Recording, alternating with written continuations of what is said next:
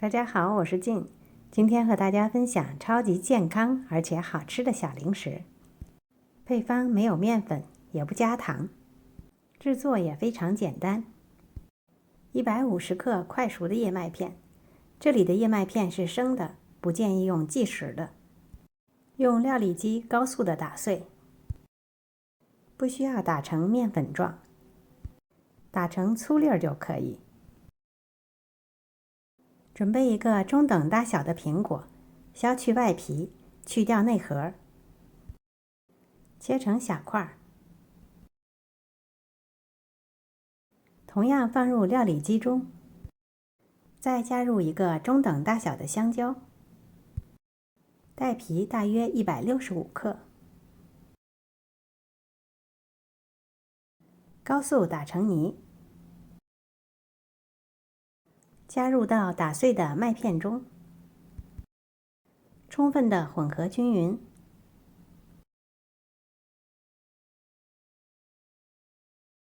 为了丰富口感，可以再加一些蔓越莓干，没有蔓越莓的也可以用葡萄干代替。稍微切碎一些。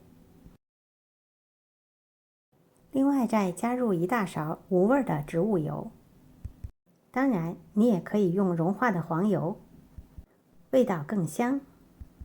我今天用的是轻质无味的橄榄油，这样更健康一些。搅拌好后直接倒入烤盘内，烤盘要铺好烘焙纸，方便脱模。然后把表面按压平整，保持整体厚薄一致。另外准备40克核桃仁，稍微的切碎一些，均匀的撒在表面。如果喜欢，你也可以再加一些别的坚果，比如南瓜籽仁、葵花籽仁或者是大杏仁片。然后把这些坚果按压下去，避免烤熟后坚果掉落。做好后就可以直接烤了。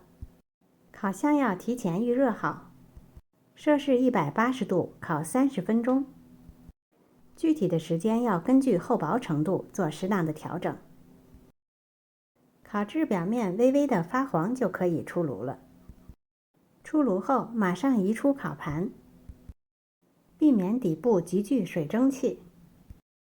稍微放凉一会儿就可以直接切了。切成自己喜欢的大小，方便携带也方便保存。烤过后，如果觉得底部比较软，或者放置1天后变软，可以把它们放在烤架上，重新入炉，350度再烤5-6分钟，或者烤到你喜欢的干湿程度就好。用烤架烤过后，上下都比较干爽，口感会更好一些。烤过后要放在架子上自然降温，完全凉透后再放保鲜盒。这款快手健康的小零食，你们喜欢吗？